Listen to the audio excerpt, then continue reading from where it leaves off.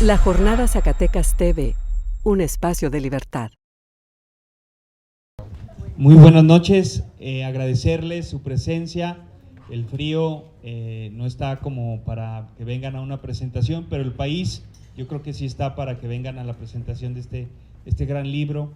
Y para nosotros es un gran gusto, como saben, estar en los foros de libertad, este espacio que creó la Jornada Zacatecas para la discusión de los asuntos de interés público, ¿no? Creemos que la sociedad, entre una sociedad más informada y participativa, pueden empezar a cambiar las cosas.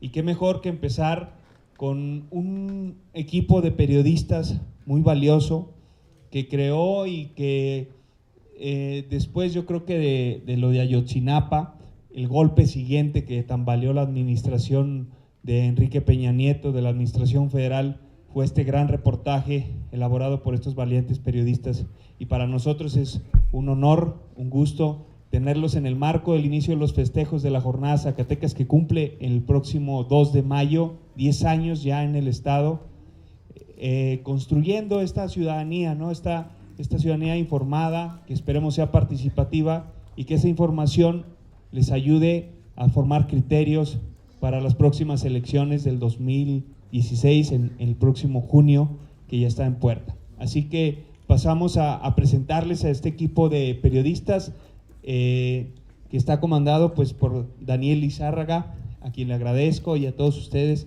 que estén aquí en Zacatecas. Daniel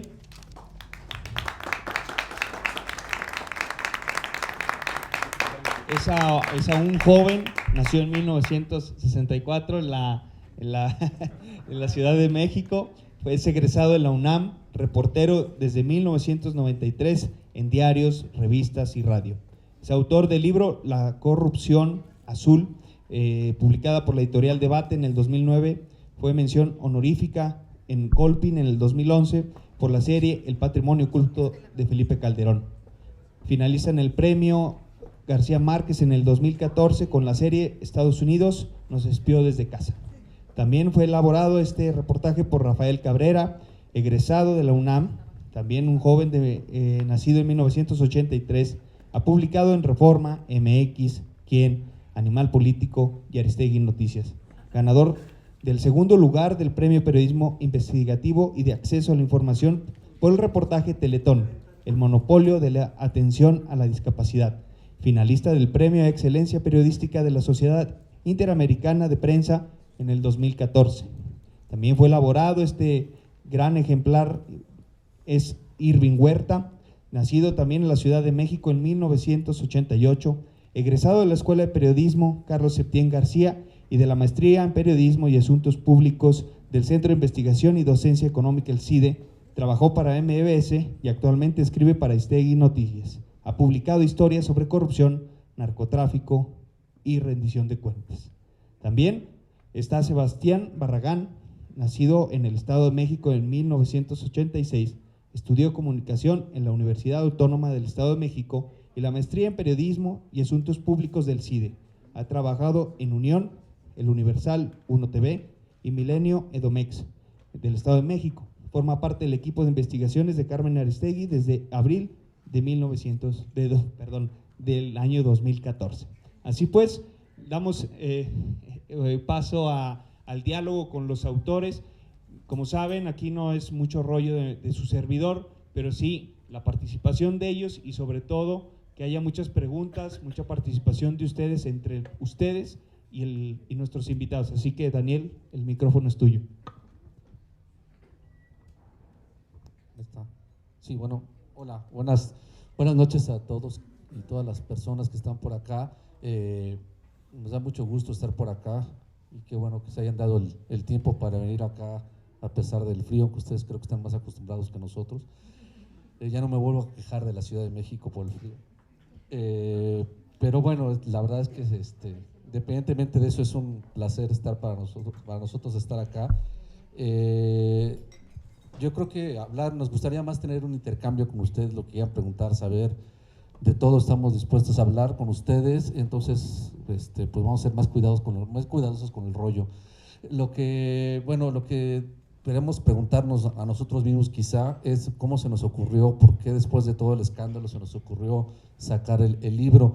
Yo creo que esto empezó a surgir porque la primera idea surgió porque un amigo cercano mío y además algunos de los corresponsales de periódicos extranjeros que viven en la Ciudad de México, sobre todo los de Estados Unidos, nos decían, o se acercaron conmigo a platicar y me decían que los periodistas en Estados Unidos, cuando hacen una investigación de largo aliento, esto es que dura más de 6 meses en adelante, normalmente hacían después algo que le llaman la historia de la historia, es decir, cómo hiciste la historia, cómo hiciste el reportaje. Y entonces la corresponsal alguna vez de New York Times se me acercó y quería hacer una entrevista en ese sentido, me dijo que nos preparáramos y después al final de la plática, que no era propiamente la entrevista todavía, me preguntó que por qué no lo hacíamos así, que por qué no se nos había ocurrido incluso escribir un libro de cómo habíamos hecho el reportaje. Y entonces es así como una semillita que te van sembrando, después lo platicamos entre nosotros y bueno, finalmente Random House nos dio la oportunidad de hacer el libro, sobre todo porque había cosas que sacar, es decir, primero, bueno, pues nosotros trabajamos en una estación de radio, que no digo el nombre por aquello de las demandas, y bueno, como ustedes saben, esto salió solo en el portal de Carmen Aristegui inicialmente, pero son medios efímeros, le llamamos así los periodistas. ¿Por qué? Porque pues duran unos segundos, no es tanto como el impreso, digamos que no tiene menos posibilidades de permanecer, aunque ahora ves la historia es un poco diferente con las redes sociales. Entonces pues decidimos tratar de dejarlo por escrito, hacer un libro, y bueno, lo primero que nos pusimos a cuestas fue tratar de hacer la versión impresa, un poco más narrada, de la estructura del reportaje, abriendo con la historia de la Casa Blanca, exactamente con todos los documentos, y el primer capítulo es eso.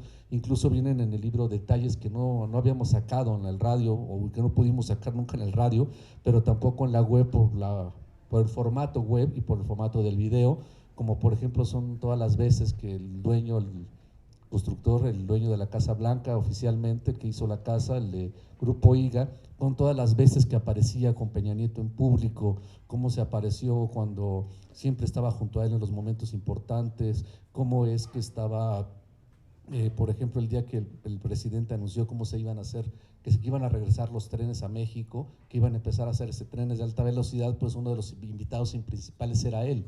Entonces, todas estas apariciones, que incluso ya hablara Sebastián a él de quién era este personaje, nos llamaba mucho la atención, y entonces tuvimos que plasmar muchas cosas que no habíamos podido dejar por ahí, ¿no?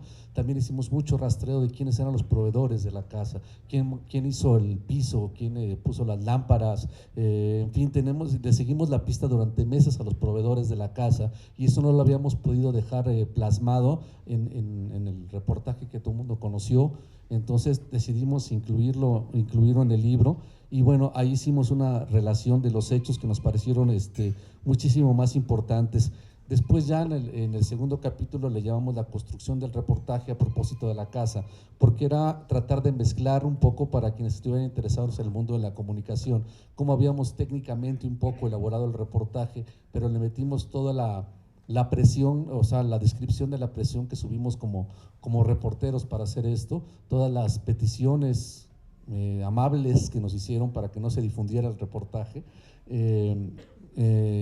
lo que nos decía Carmen, cómo nos reuníamos en la calle, cómo tenemos que estacionar en la calle, en medio en las esquinas, porque a veces pues teníamos que hubiera micrófonos dentro de la oficina. A veces era un problema porque, bueno, saben que Carmen es un personaje público, entonces tenerla parada en una esquina de Polanco a veces era un poco complicado, porque se acercaba medio mundo a saludarla, y nosotros estábamos en una sesión de trabajo cuando parecía que estábamos ahí como un grupo de amigos que se habían encontrado. Pero bueno, todos esos detalles, que cómo tenemos que tener unas carrejeras, cómo le cambiamos el nombre a las personas, cómo le pusimos un nombre falso a la investigación por el espionaje telefónico, le pusimos el caso Tepoztlán. Cuando hablábamos de ese asunto le decíamos el caso Tepoztlán o el caso Tepos. No me pregunten mucho por qué, pero a mí se me ocurrió un día de ponerle Tepoztlán. Yo muchos años fui corresponsal en el estado de Morelos para varios medios de comunicación, así empecé mi carrera. Y bueno, quien lo conoce, es un pueblito mágico que está cerca de Cuernavaca, y también es un lugar donde hay muchas casas de políticos, empresarios, artistas. Entonces dije, bueno, pues casi cualquier de este tipo de gente puede tener una casa en Tepoztlán, y pues era el caso Tepoztlán. En fin, tenemos que relatamos todas las peripecias que pasamos para eso. También, obvio, la presión de la censura, cómo resolvimos el tema de la censura. Hace rato nos hacían una entrevista y me quedé pensando cómo responderle, y la verdad es que sí, fueron momentos muy complicados para nosotros, porque quienes trabajamos acá digamos, en este oficio, que como decía el maestro García Márquez, es el oficio más bello del mundo, yo lo sostengo firmemente. Yo creo que quienes vivimos decentemente de estos, no como otros que cobran comerciales, entrevistas y todo, pues, personajes de la radio y la televisión. Bueno, pues evidentemente cuando nos expulsaron del radio teníamos que pagar cuentas personales, y esto nos complicó la existencia. Hace rato nos preguntaban que qué se sentía pasar por esto. Es muy difícil porque evidentemente te mueve la vida, y todos tuvimos que deglutir esto de alguna manera, cada quien en su interior y también como equipo. Pero algo que nos quedó muy claro desde que decidimos sacarlo es algo que nos dijo Carmen Aristegui en una de esas pláticas en la esquina, que lo platicamos en el libro, y nos dijo, bueno, es que el problema de esto es que yo no voy a poder vivir con esto. Es decir, si yo me trago el sapo, es decir, si en teoría no publicamos esto, ¿quién de nosotros va a poder vivir con esta cruz en la espalda? ¿No? Entonces, creo que cualquier cosa que venga, sea lo que sea, va a ser enfrentable al tener que cargar con esto, que no lo saquemos como quieren los dueños con tal de mantener el espacio.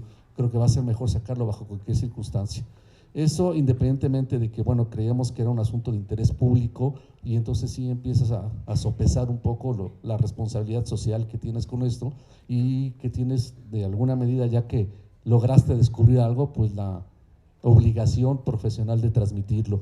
Entonces ahí fue donde empezamos también a pensar mejor la manera de sacar esto. El libro también contiene exactamente cómo tomamos la decisión de sacarla solo en el portal de Carmen, para respetar que no saliera solo en radio. Y bueno, eso también, nosotros no sabíamos el escándalo que se iba a armar, pues no.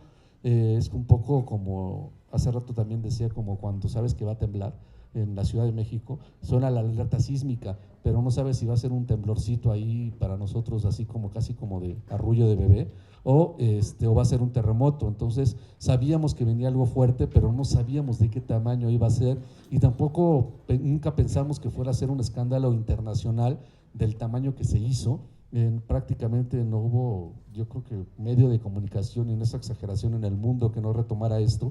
Y bueno, la verdad es que la presión política fue muy fuerte. Nosotros la sentíamos, era doble, adentro de la estación y fuera de la estación, porque aparte era como tener el diablo en casa, ¿no? Entonces también era un hostigamiento adentro de la estación bastante serio. Y entonces fueron momentos muy complicados, y bueno, eso tratamos un poco también de narrar esa experiencia en el libro, lo que vivimos nosotros como periodistas, como reporteros, y cercano a un personaje como Carmen Aristegui.